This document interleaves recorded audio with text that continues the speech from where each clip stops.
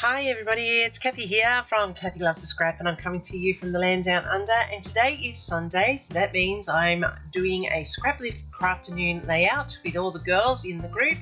And this week we are lifting a little kinder and her great layout, as you can see.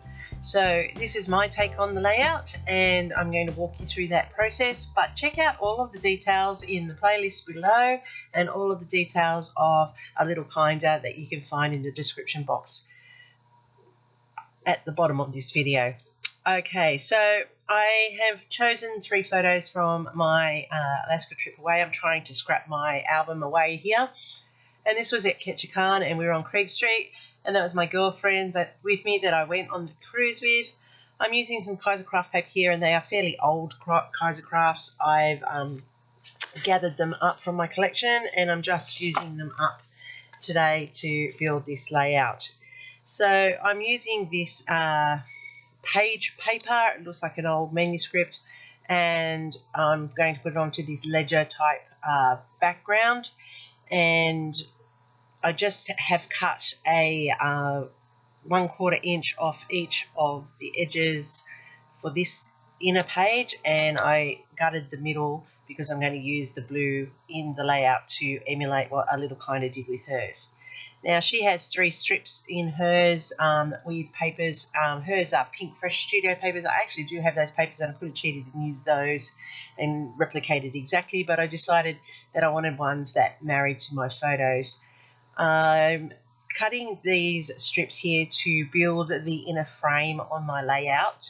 These are just under 1/2 inch wide, and what I'm going to do is I'm going to lay them down as a square on the background to create that double matting effect without actually doing a double mat. So I'm just going to quickly lay down these strips, and you can just see I'm roughly placing them. I rarely measure, I eyeball, and sometimes it's straight, sometimes it's not, but oh well, that's my style, that's what I do. I would like to be a bit more straighter, and I probably could be, but I always tend to forget to pull out the rulers, and I just go by eyeballing, and that's why you see sometimes I'm pulling them up and realigning just to make them fit. Now I have cut those 2 strips there to extend them, and that's okay because the elements on the page are going to cover that up, and that's how you can use your paper and extend your paper line. So I've used these 3 doors here. They reminded me of the doors that were on the buildings of Ketchikan, that old rustic sort of timbery effect. I've put down this strip of dictionary words down the middle to just break it up, and then I have this other set of doors here to create the 3 strips that a little kinder has in her layout. Now she has 3 photos and I have 3 photos. My photos, of course, are larger than her photos. I'm using 3.5 by 5 photos. As I said, the photos of us in Creek Street. It was my girlfriend's birthday that day, so I made her wear her birthday sash all day, and it was a very warm day. It was nice in Ketchikan, and we were walking through looking at the heritage town of Creek Street, and these photos were taken at that time. So I'm laying these 3 photos across. I'm having that middle one stand over the top because it is actually the Creek Street, and I'm just layering up. Now our little kinder has flowers in her embellishment clusters. I decided that I would do these fussy cut little buildings just because of the photos and replicating the buildings that are in the photos. I just thought that that was more apt and more appropriate. I've got these cut apart 3 1/4 cards from other Kaiser Craft papers, and I'm just trimming them down a little bit just to build that layered corner cluster. I had trimmed down another 3 by 4 cut apart card here to get this curved effect, and you can see that it reflects the peak of the building underneath it. At first I thought it was a bit short, but then when you look at it, it actually lines up beautifully with the line in that door and the line in the building, so that married in nicely. I've got the one door left that was left off the strip that I cut, and I've turned that into a tag. I've cut off the two ends and I've put in the hole in the center to make it the tag that a little kind of has under hers. And so I've kept all of the main elements or the main features of the layout the same. Just my photos have meant that the placement is a little bit different and takes up a little bit more space. But that shows you how by scrap lifting somebody, you're using the key elements of their original layout to suit your photos and your style. So it's taken me a long time in scrapbooking to be okay with that. When I used to scrap lift, I used to have to make it exactly all the time, exactly the same. But now I realise that it is a kick-off point. It is the starting point. And while paying homage to the original artist, you are able to put your own little flair or your own style into it.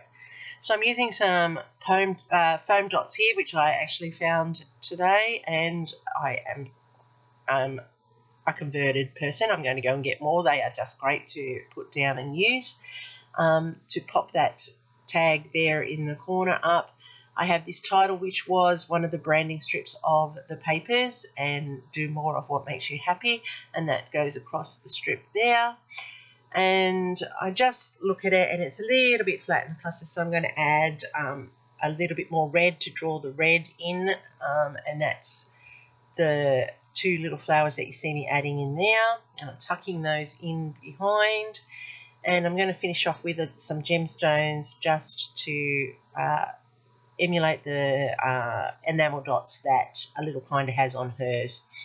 So at first I was just going to go with the 3, but I then couldn't help myself. I had to put the 3 in so that I had 3 in my little gemstone clusters. And then I just thought, I just can't help myself. I had to have it. I had to have the 3 in there. So I'm just putting in Ketchikan because that's where it was, and this will go in my album, so I don't have to put much else in. There will be a page of journaling on one of them. So I'm just going to add some glue here to make sure these gemstones stay in place. They are a little bit non-sticky at the moment. I've had them for a while, so they've lost a bit of their stick. So a little bit of glue, just make sure that they stay in place and are there for the duration.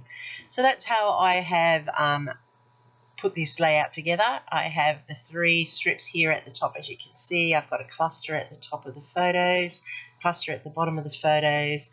The gemstones representing the enamel dots that a little kind of has on hers. And that's how I've taken on this sketch for this Sunday. Well, it's not a sketch, a layout for this Sunday for my scrap lift. Here's a copy of it in full, and you can see all the colours reflected from the photos into the paper choices. You can see the clusters here, how they add to the layout, not pull away from the layout and the photos. It was a magical day. We did pull it all together and have a really good time there. I'm Kathy from Kathy Loves to Scrap, coming to you from the land down under. Give me a thumbs up if there's something here that you like or you think that you can use. Don't forget to check out all the people who are playing along in the playlist below. Don't forget to hit subscribe. Leave me a comment. I will get back to you. I'm on social media under Kathy Loves to Scrap. You can find me on Instagram, where all my layouts end up, even those without a video. I really do appreciate your time every Sunday. Stop by next week. Happy scrapping. Until then, thank you.